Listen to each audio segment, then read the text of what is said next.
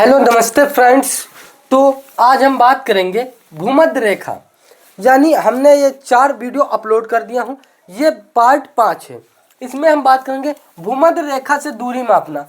यानी भूमध्य रेखा आपको पता है क्या है। मान लीजिए एकदम देहाती भाषा में ये हमारा एक खेत है, ये हमारा खेत है और इस खेत के बीचों बीच से एक हम मेड़ बांध देते हैं।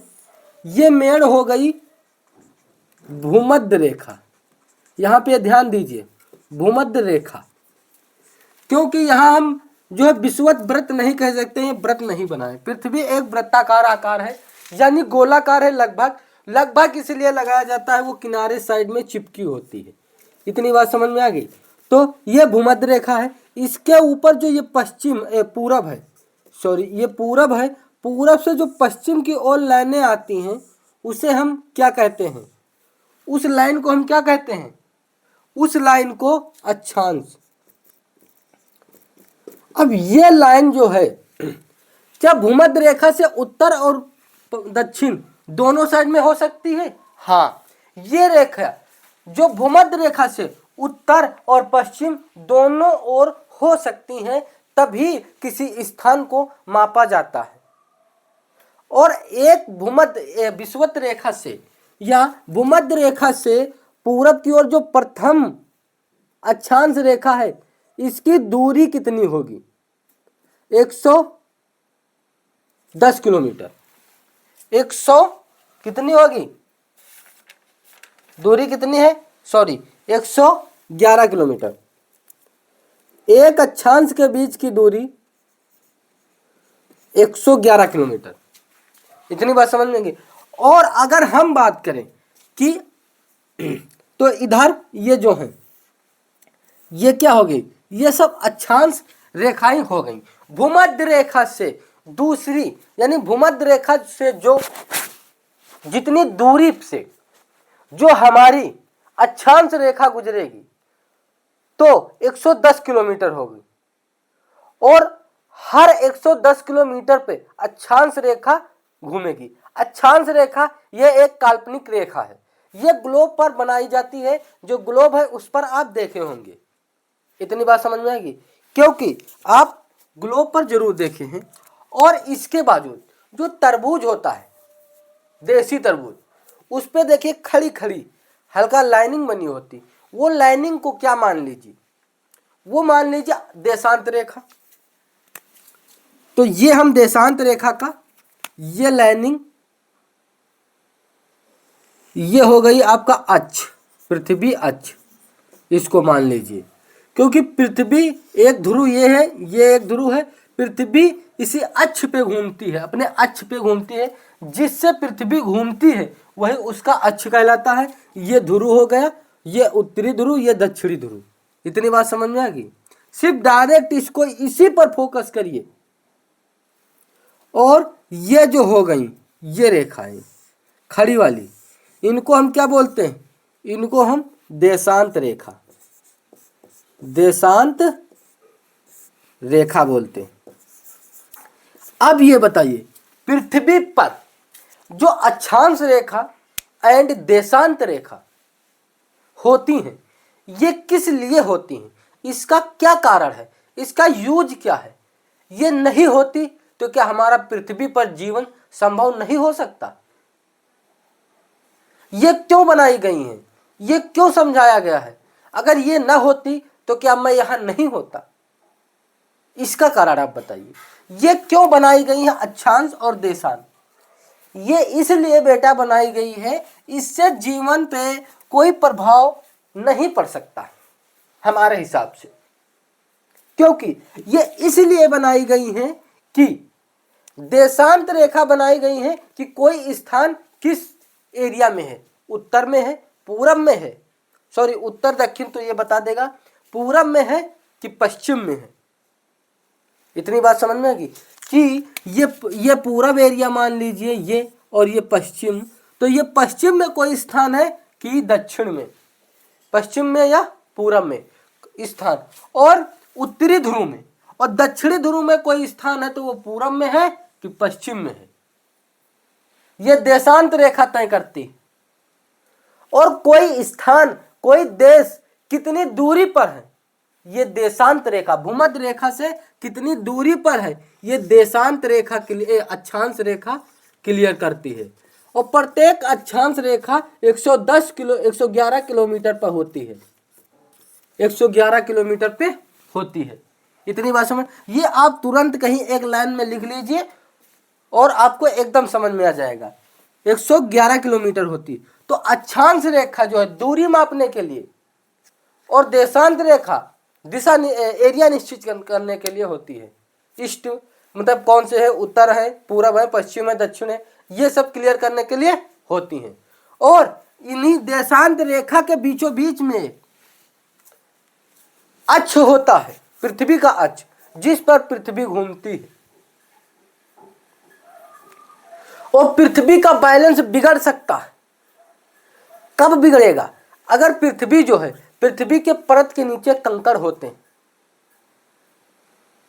इत्यादि चीजें होती हैं, और कंकड़ होते हैं, और इनके ध्रुव पर कुछ हिम होती हैं, बर्फ होती हैं। जो इनके ध्रुव पे बर्फ होती हैं, वो भाई साहब जो बर्फ होती हैं, ये गल कर कहाँ जाएंगी, ये बताइए।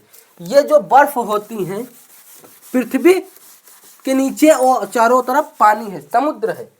तो ये जो हमारी पृथ्वी हो गई, ये ध्रुव हो गया, तो यहाँ कुछ बर्फ है, आप मान लीजिए बर्फ, और यहाँ बर्फ है। तो ये जब बर्फ पिघलेंगी, मान लीजिए 10 कुंटल पिघल गया, 10 कुंटल या 10 टन पिघल गया दोनों तरफ का, 10 टन बर्फ हिम पिघल कर समुद्र में बढ़ गया। तो समुद्र में कितना पानी? 10 टन बढ़ जाएगा, 10 टन पानी समुद्र में बढ़ जाएगा। जब, या फिर मान लीजिए एक तरफ का गिरा, मान लीजिए इधर का गिरा, उत्तर तरफ का, तो अगर एक तरफ का बर्फ जो है 10 कुंटल समुद्र में गिर जाए और वो पिघल जाए, हिम पिघल जाए, तो पृथ्वी एकांगी हो सकती, हल्का झुकाव ले सकती। दूसरा कारण है कि कभी कभी भूकंप के कारण हल्का पृथ्वी झुकाव ले लेती है। इतनी बात समझ में आएगी? पृथ्वी भूकंप के कारण झुकाव ले सकती है, ले लेती है, ना के बराबर। और आप स्थिर है, आप नहीं समझ पाएंगे कि कितना झुकाव लिए है। तो जब झुकाव ले रहा है देखा जाए, तो हमारी इच्छा है धीरे धीरे कभी पृथ्वी का अंत हो जाएगा, पृथ्वी का अंत हो जाएगा, ये निश्चित है। इतनी बात समझ में आ गई? हम एक एक्सपेरिमेंट्स बताएंगे, एक्सपेरिमेंट्स, उसमें ये बताऊंगा, यानी ये जो पृथ्वी है, जो सूरज है, सूरज के चारों ओर पृथ्वी कैसे घूमती, कैसे पृथ्वी घूमती है, इसका जो है मैं एक बहुत बेहतर बताऊंगा। बस इस वीडियो में नहीं, अगले वीडियो में एकदम लाजवाब। तो ये बर्फ जो है इधर की गिर गई और पृथ्वी एकंगा हो गई। किस लिए एकंगा हुई? जब ये पृथ्वी पर से बर्फ हिम पिघल कर समुद्र में जाएगा, तो समुद्र का पानी ज्यादा हो जाएगा, और जब ज्यादा हो जाएगा तो पृथ्वी जब राउंड करेगी, तो इसकी जो धारी होती है, बीच की जो गोलाई होती है, तो जो पानी है वो यहाँ पे आके इकट्ठा हो जाएगा और पृथ्वी की जो लेयर में चिपक जाएगा, ज्यादा हो जाएगा, तो डिसबैलेंस बना सकता है। जब पृथ्वी पर दाबेगी तो पृथ्वी डिसबैलेंस बना सकती है। जैसे एक बाल्टी या एक गिलास लीजिए, गिलास में पानी भरकर कोई काफी तेज नचाते हैं, तो उसके पानी का जो लेयर होता है वो उसके बॉडी पे एकदम किनारे किनारे चिपक जाता है, क्योंकि वो पानी नहीं नाता है और चिपक जाता है। इसी प्रकार जब पृथ्वी घूमती है तो वो सारा पानी जो ओवर हो जाता है वो नीचे आके पृथ्वी के लाइन में लगा रहता है, और पृथ्वी जो है उस पर दबाव डालती है, क्योंकि वो उठाएगी तो पृथ्वी दबाव दाबेगी, तो पृथ्वी का डिसबैलेंस बिगड़ सकता है। इतनी बात समझ में आ गई? कंकड़ पत्थर जो होते हैं पृथ्वी के लेयर में, ये भी पृथ्वी का बैलेंस बिगाड़ सकते हैं। इतनी बात समझ में आएगी। तो चलिए अब हम बात कर रहे हैं भूमध्य रेखा से दूरी मापना, यानी भूमध्य रेखा के ऊपर या नीचे हर अक्षांश की दूरी लगभग 110 हमने बताया, 111 किलोमीटर अभी हम बोले, मानी गई है और मानी जाएगी। ये बात समझ, ये कोई बदलने वाली चीज नहीं है। और 10 अंश ऊपर हो तो भूमध्य रेखा की दूरी, अब मान लीजिए यहाँ पे सीधा फंडा है, ये सब बताए, ये सीधा फंडा है कि यहाँ पे क्या 10 अंश या 10 डिग्री ऊपर हो तो, यहाँ पे ध्यान दीजिए, अगर 1 डिग्री ऊपर है तो कितना हो जाएगा 111।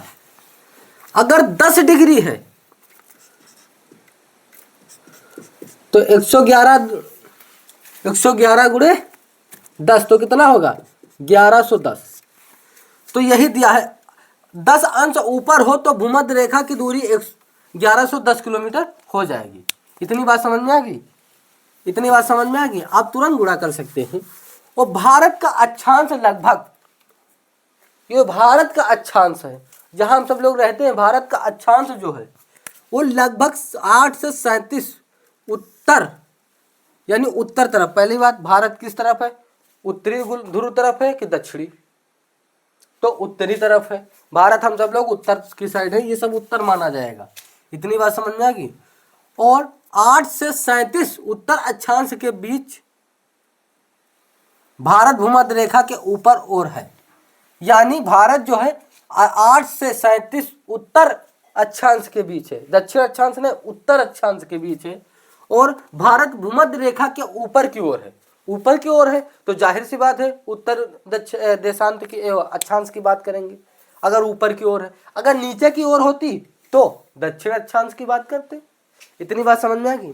तो यहाँ पे क्या आ गया, तो जो है ये जो हमारा भारत है ये जो है 8 से 37 अक्षांश उत्तर की तरफ है, अक्षांश उत्तर की तरफ है। और यहाँ पे हम बात करें अगर जो हमारी ऑस्ट्रेलिया है भूमध्य रेखा के नीचे, ऑस्ट्रेलिया यहाँ पे ध्यान दीजिए, ऑस्ट्रेलिया क्या है, भूमध्य रेखा के नीचे है। तो भारत ऊपर है और जो है ऑस्ट्रेलिया नीचे है। इतनी बात सुन। अब ये बताइए कि इस साइड में और इस साइड में जो हम बोले हैं बर्फ पिघलती है, ध्रुव पर बर्फ पिघलती है, ये किस लिए पिघलती है? क्या बर्फ यहाँ पिघलती है, यहाँ क्यों नहीं पिघलती है, यहाँ क्यों नहीं पिघलती? इस क्षेत्र को हम क्या कहते हैं, इस क्षेत्र को, भूमध्य रेखा के चारों ओर की क्षेत्र को गर्म क्षेत्र, गर्म, बहुत गर्मी होती है, बहुत ज्यादा गर्म होती है। और जब जैसे आप ध्रुव की ओर बढ़ेंगे उतनी ज्यादा ठंडी होगी। तो ठंडी में बर्फ जमेगी ना, गर्मी तो में जमेगी तो नहीं। ठंड में बर्फ जमती है, ठंड में हम सब लोग जम जाते हैं।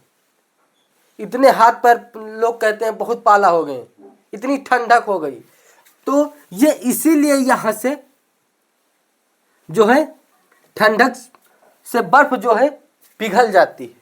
और जब वहां बर्फ होगी तो बर्फ पिघलेगी, मिट्टी नहीं पिघलेगी। इतनी बात समझ में आ गई। अब एक प्रश्न पूछा गया था कि क्या ध्रुव पर बर्फ पिघल कर जो है गर्म क्षेत्र में आ सकती है? तो जाहिर सी बात है जहां पर पृथ्वी ज्यादा गोलाव लिए है, बीचों बीच भूमध्य रेखा हो, वो गर्म एरिया है, भूमध्य रेखा के चारों ओर गर्म। तो अगर जब यहाँ पे पानी समुद्र में जाएगा, पिघलेगी बर्फ, तो वो पानी आके जो है पृथ्वी के धारी पर जो ज्यादा रौंद दिखा रहा है उस पर जो वृत्त है, वृत्त की धारी एक ये हो जाएगी, उधर की ये हो जाएगी, तो इसी धारी पे चिपक जाएगा। तो जाहिर से बात ये है कि ठंड एरिया में जब बर्फ ध्रुव पर पिघलती है, पिघलने के बाद गर्म एरिया में आ जाएगी। इतनी बात समझ में आ गई। तो ये आप समझ सकते हैं, ये सब सिर्फ हम समझने के लिए तुरंत समझा देते हैं। और इतना आपको जरूर पता होना चाहिए, पृथ्वी का अंत भी निश्चित है, क्योंकि हर बार ये हल्का हल्का झुकाव जरूर लेती है। शायद एक जो है बार देखा गया था, तो वो कुछ अंश पृथ्वी झुक गई थी। किस सन में झुकी थी और कब झुकी थी, कैसे झुकी थी, किस कारण पृथ्वी झुकी थी, तो इसके बारे में मैं अगली वीडियो में बात करेंगे कि किस कारण झुकी थी पृथ्वी, किस ओर झुकी थी, पूरब की ओर झुकी थी, पश्चिम की ओर झुकी थी, दक्षिण की ओर झुकी थी, किस ओर झुकी थी। ये हम सब टोटल इसके नेक्स्ट वीडियो में बात करेंगे।